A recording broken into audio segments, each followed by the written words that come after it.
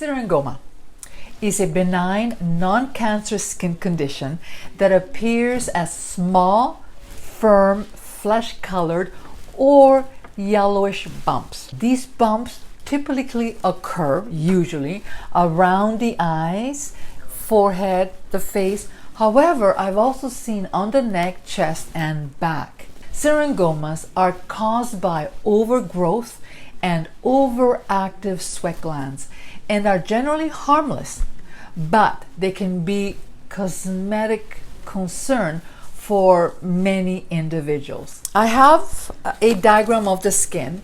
So when we look at this diagram, and I will pull it up, you can see that the sweat gland, this one here, this is the eccrine, and this one here is the apocrine. Usually the syringoma does not happen through this one here, the apocrine. It usually happens with the eccrine.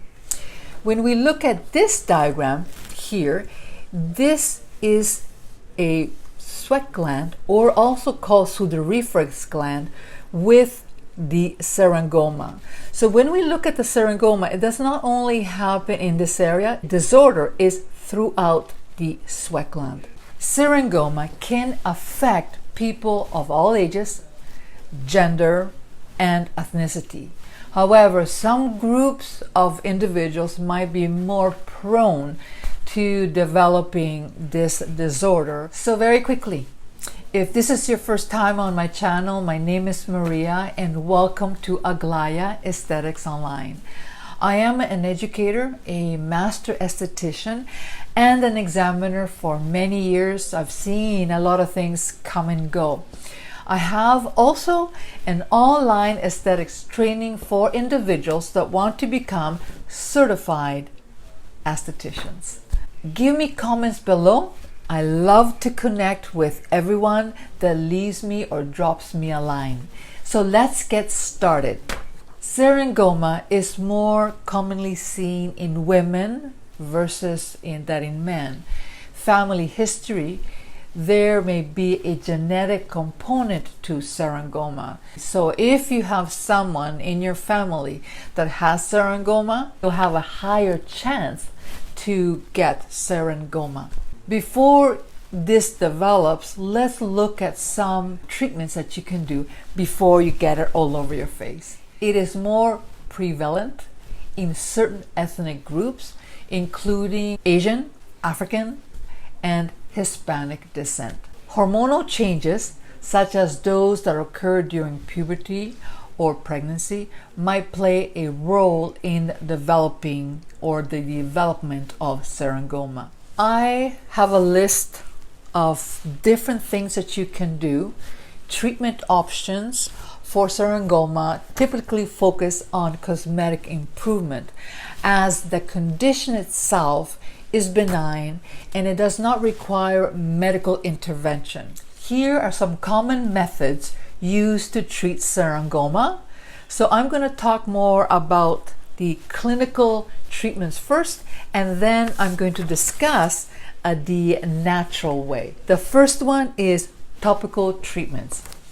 Some topical treatments, such as retinoids or alpha hydroxy acid, may help, and I want to underline that, may help with the improvement and the appearance of syringomas by promoting skin cellular turnover and reducing the size of the bumps. When we apply retinoids or glycolic acid, it penetrates, so somehow it does help with the regulation of the syringoma. If we do dermabrasion, which a lot of individuals want to do dermabrasion, or like heavy scrubbing, sometimes that may cause more problems. So instead of doing a mechanical scrub or a dermabrasion, microdermabrasion, I would prefer retinoids or glycolic acid. The next one, number 2, is the Electrocautery. These procedures involve using an electric current or also radiofrequency, sometimes even high frequency energy, to heat and destroy the syringoma bumps. If we look at again this diagram, we are burning this area. We can cauterize this area, but we are not going all the way down. Otherwise, you're going to leave a major hole. Electrocautery, you're just cauterizing the surface. Number 3, laser therapy can be effective in targeting and removing the syringoma, or again the surface. This method is often used for larger or resistant lesions. Now the next one is cryotherapy. Basically you freeze dry. This involves freezing the syringoma bump with liquid nitrogen, causing them to fall off over time. So you'll have like a dark spot or dark spots for a long period of time. And again, this is only for the surface. It does not deal with the bottom of the sweat gland. The next one is surgical excision. This is for really large or larger syringomas. Surgical removal may be an option. However, this procedure may leave scars and is typically considered for isolated or more problematic cases. It is important to note that even with treatment, syringomas may reoccur, especially if the underlying cause of their development is not addressed. Additionally, treatments should always be performed by a qualified professional to minimize potential risks, let's say complications. Some people may choose to explore natural remedies to improve the appearance of their skin or manage the skin condition. Keep in mind that the effectiveness of these remedies may vary from person to person. And here are some potential natural approaches that people have considered and have seen really good results. So one of the things that you need to be aware, number 1, is good skin routine. Maintain a gentle skincare routine that involves cleansing, maybe a mild scrub, moisturizing. And again, number 2 is sun protection. If you go outside in the sun, please remember to put on a hat or wear protective clothing. Protect your skin from excessive sun exposure. Use mineral sunscreen with an SPF. Avoid tanning beds. Now, refrain from squeezing or picking at your skin, especially around your eyes, to prevent additional irritation or skin damage. Okay, so the next one is apple cider vinegar. Some individuals claim that applying diluted or straight apple cider vinegar to the syringoma bumps can help reduce their appearance. However, the apple cider vinegar with the mother, so it has to be organic, the vinegar can be harsh on the skin. So it is crucial to dilute it properly and perform a patch test before you're going to have any reactions. With any of these natural products or ingredients, you have to do always a patch test. One of the ways that I tell individuals, especially with apple cider vinegar, is you get a Q-tip, you go into the apple cider vinegar, straight apple cider vinegar, and then you apply onto the area. Leave it on for about an hour, and then you rinse it with warm water. I always advise you to do this at nighttime because the skin becomes photosensitive. And if you put it on and you go outside in the sun, you're going to have blotchiness. So that is not a good idea. So do this at nighttime. The next one, tea tree oil. Now, it is known for its antimicrobial property, and it might be used by some individuals to cleanse the affected area and potentially reduce the inflammation surrounding bumps of the syringoma.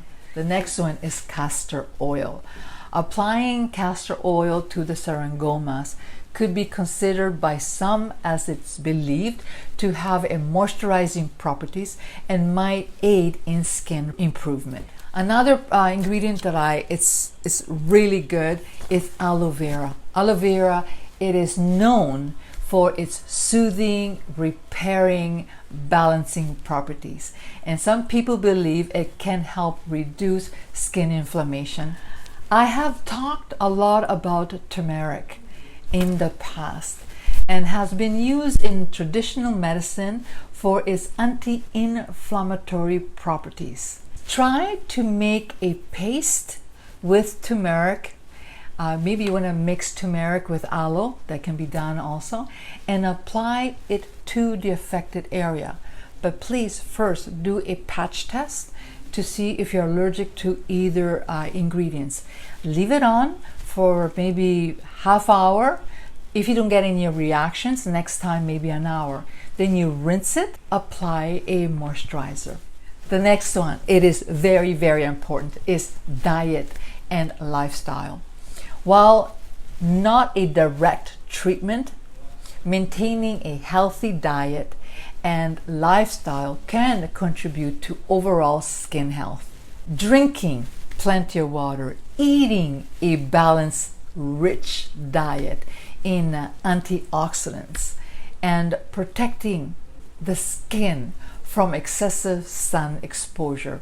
Remember that natural remedies might not be as effective as some medical treatments, but they're not as aggressive either, and it does take time. Now also, if you're sweating a lot, it is a good idea to rinse your face and maybe spray your skin with a mixture of water and apple cider vinegar, maybe 20% apple cider vinegar and 80% water, to clean the area nicely so you don't develop the syringoma. So start with a natural treatment first. And if it doesn't work, let's say you've worked with it for a couple of months and it's not working, maybe try another remedy before you go and run and get a medical or a clinical treatment. It's essential to consult with an esthetician or dermatologist to ensure proper evaluation and guidance, so you know if it is a syringoma or something else.